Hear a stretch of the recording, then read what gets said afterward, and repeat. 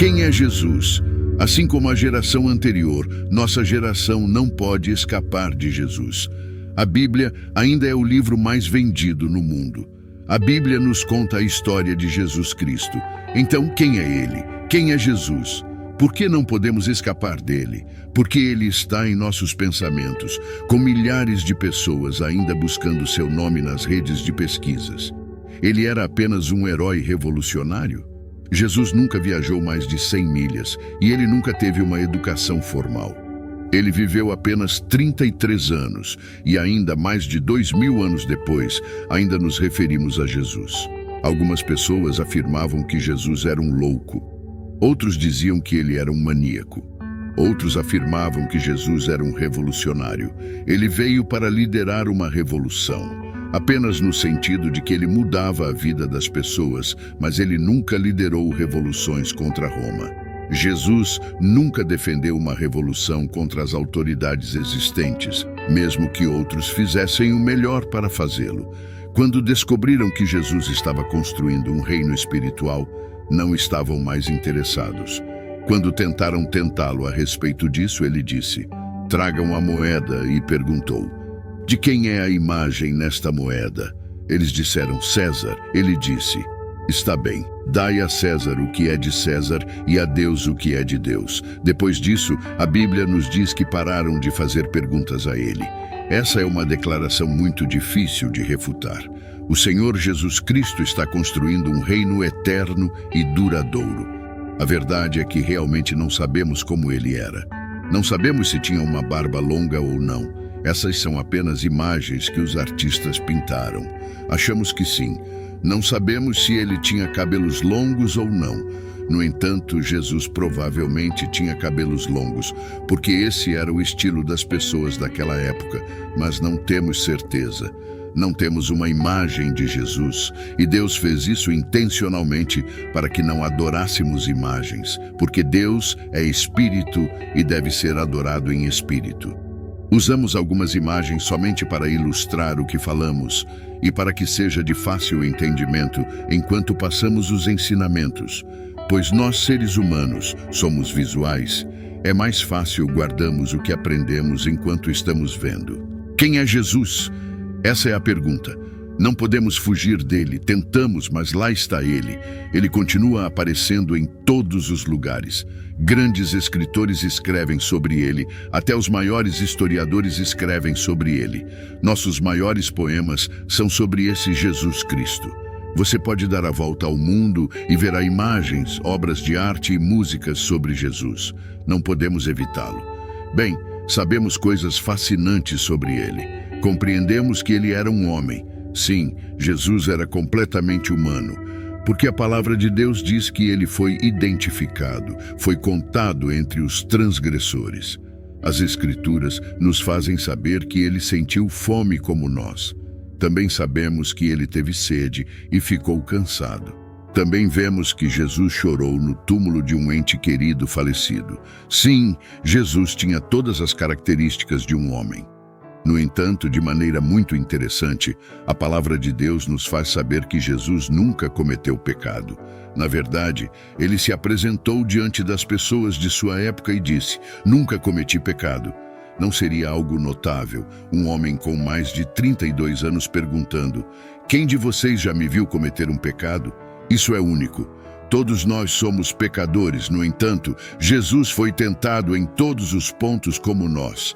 Não há julgamento, teste ou tentação que Jesus não tenha passado antes de você, mas ele suportou todos eles e os venceu. Sim, ele era um homem como eu e você, mas ele era mais do que isso. Ele afirmava ser o único, unigênito, Filho encarnado de Deus. Na verdade, ele afirmava a pré-existência. A palavra de Deus nos diz em João 1, verso 1, "No princípio era o Verbo, e o Verbo estava com Deus, e o Verbo era Deus. Ele estava no princípio com Deus. Antes do início do tempo, Jesus existia." Jesus disse: "Antes que Abraão existisse, eu sou. Eu sou em existência eterna." Não é de admirar que as pessoas de sua época estivessem irritadas a ponto de atirar pedras nele. Não é de admirar também que essas pessoas tenham tentado matá-lo e, eventualmente, o crucificaram. Jesus permaneceu firme e disse: Eu sou Deus. Jesus era quem ele alegava ser, o Filho do Deus vivo. Em determinado momento, ele perguntou a seus discípulos: Quem dizem os homens que eu sou? Mateus 16:17 nos conta, e Simão Pedro respondeu: Tu és o Cristo, o Filho do Deus vivo. Jesus lhe disse: Bem-aventurado és, Simão Barjonas, porque carne e sangue não te revelaram isso, mas meu Pai, que está nos céus. Jesus Cristo declarou ser o Filho do verdadeiro Deus vivo. E sabes, em sua encarnação ou seu nascimento, aquilo não foi o seu nascimento. Aquilo não foi o início, aquilo não foi a origem de Jesus. Aquilo foi o começo de sua encarnação, porque ele sempre existiu. Ele é de eternidade a eternidade. Ele é Deus. A palavra de Deus diz no livro de João: E o Verbo se fez carne e habitou entre nós. Isso nos faz entender que o Logos, a palavra de Deus, o Deus eterno, tornou-se carne na pessoa de Jesus e habitou como um homem entre todos nós. Quando você chega a Jesus Cristo, você tem que aceitar que Jesus Cristo não foi apenas mais um revolucionário como você vê nos seus livros de história. Jesus Cristo não foi apenas mais um. Jesus Cristo não foi apenas mais um grande homem. Jesus Cristo era Deus em carne e todos os ensinamentos e éticas que ele ensinou, não havia pessoa que falasse como aquele homem. Jesus proferiu declarações poderosas.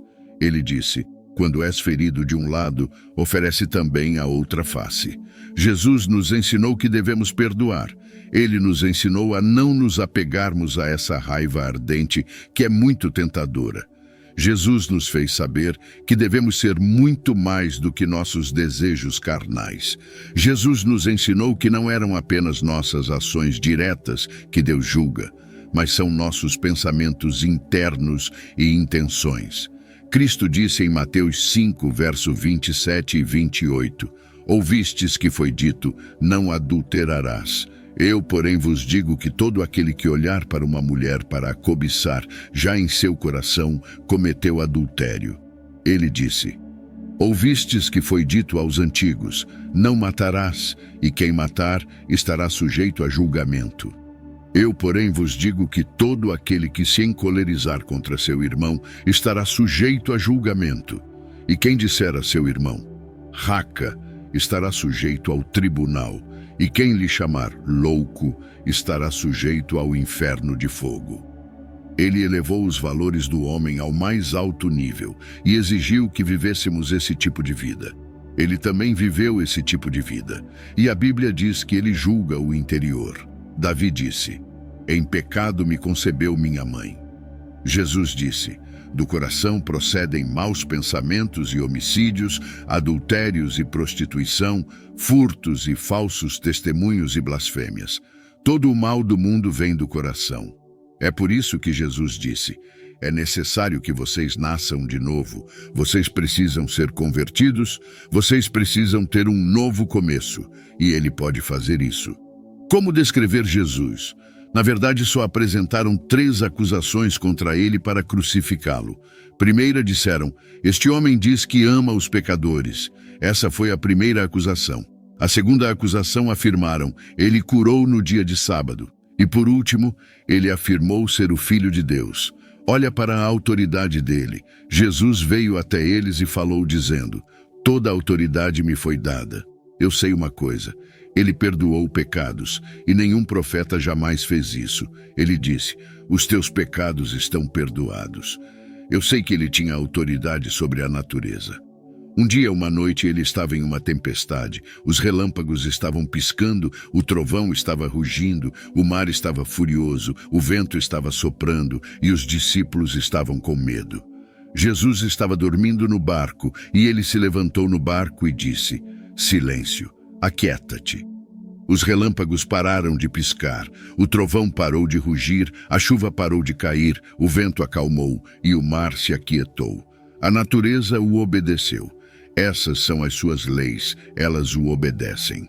Jesus Cristo tinha autoridade sobre inúmeras doenças que afetavam as pessoas. Jesus curou os cegos, surdos, mudos e ressuscitou os mortos. A palavra de Deus nos faz saber que Jesus tinha autoridade sobre demônios. Ele expulsava demônios. E então, olhe para a morte que ele morreu. Alguém já morreu como ele. O trovão rugiu, o relâmpago piscou e a terra tremeu. Até mesmo os soldados ao lado da cruz declararam: "Este deve ser o Filho de Deus." Qualquer pessoa que possa ver Jesus na cruz e não ser tocada tem um coração de pedra. Ele passou por muitas coisas. Primeiro tiraram suas roupas, depois pegaram longas correias de couro com pontas de aço ou chumbo e o machucaram nas costas até que mal conseguisse ficar de pé. Depois, colocaram uma coroa de espinhos em sua testa, e seu rosto estava sangrando, e eles riam dele, cuspindo nele, zombando dele, e ele arrastou, levantou e carregou aquela cruz. Quando ele morreu naquela cruz e o pregaram colocando os pregos em suas mãos, você sabe o que ele disse? Ele disse: "Perdoa-lhes porque não sabem o que fazem." Você conseguiria perdoar alguém que está colocando pregos em suas mãos, sabendo que você não merecia isso? Ele disse: "Pai, perdoa-lhes, pois não sabem o que estão fazendo." Foi assim que ele enfrentou o ataque de seu tempo. Então, na cruz, ele disse: "Meu Deus, por que me abandonaste?" E então abaixou a cabeça e disse: "Está consumado." O que ele quis dizer com isso? Ele quis dizer que seu plano de redenção está concluído.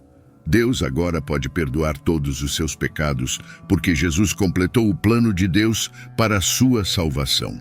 Como você sabe, Deus nos conhece por nossos nomes. Ele vai tão longe a ponto de ter os fios do seu cabelo numerados. Deus Pai olha para você como se você fosse a única pessoa em todo o universo.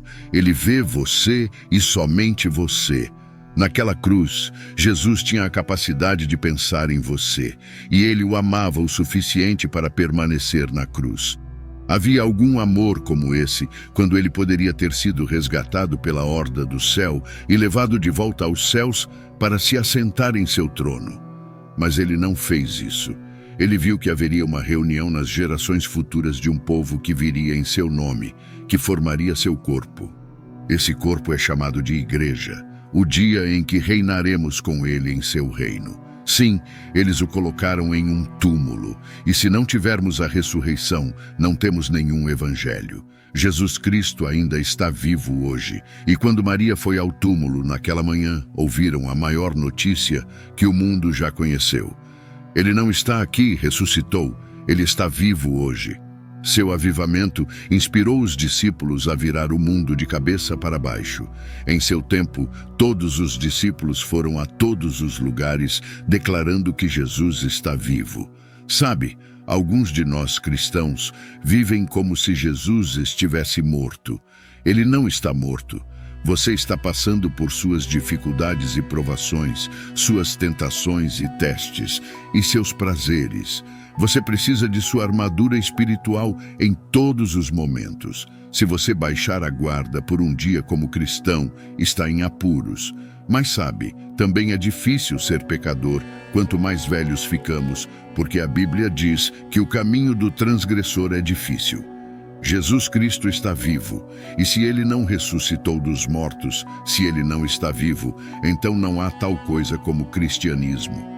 Estamos ainda em nossos pecados, disse Paulo, e toda a coisa é uma farsa, esqueça. Quem és tu, Senhor Jesus Cristo? Você é quem dizem que você é? Esta é a pergunta que cada um de vocês hoje terá que responder. Quem é Jesus? Se Jesus afirmou ser Deus, sabendo que não era Deus, então ele seria um mentiroso, e teríamos que dizer: Jesus, você é um mentiroso. Você é uma fraude e uma farsa, e a maior fraude na história da raça humana. Ou se Jesus achava que era Deus e não sabia a diferença, então ele precisava desesperadamente de ajuda médica. A opção final é que ele era quem afirmava ser Deus em carne. A mensagem ressalta a singularidade de Jesus não apenas como um mestre sábio ou líder notável, mas como o próprio Filho de Deus. Sua autoridade sobre doenças, demônios e a própria natureza ilustra o poder divino que habitava nele. A narrativa culmina na crucificação, um ato de amor incondicional e sacrifício supremo, seguido pela ressurreição que prova sua vitória sobre a morte. Assim, ao refletirmos, somos desafiados a não apenas compreender intelectualmente a figura de Jesus, mas também a fazer uma escolha pessoal sobre quem ele é para nós. A mensagem ressoa como um convite à fé, ao perdão, à transformação e à esperança que só podem ser encontrados em Jesus Cristo, aquele que vive e reina para sempre. E hoje, se você experimentou a presença divina ao assistir este vídeo e sente o desejo de ter um encontro transformador com Cristo, dando início a uma nova fase da sua vida, ou se quer renovar seu compromisso por ter se distanciado dos caminhos por algum motivo, deixe um comentário abaixo expressando: eu te aceito, Senhor Jesus, como meu único e suficiente Senhor e Salvador da minha vida. Até a próxima!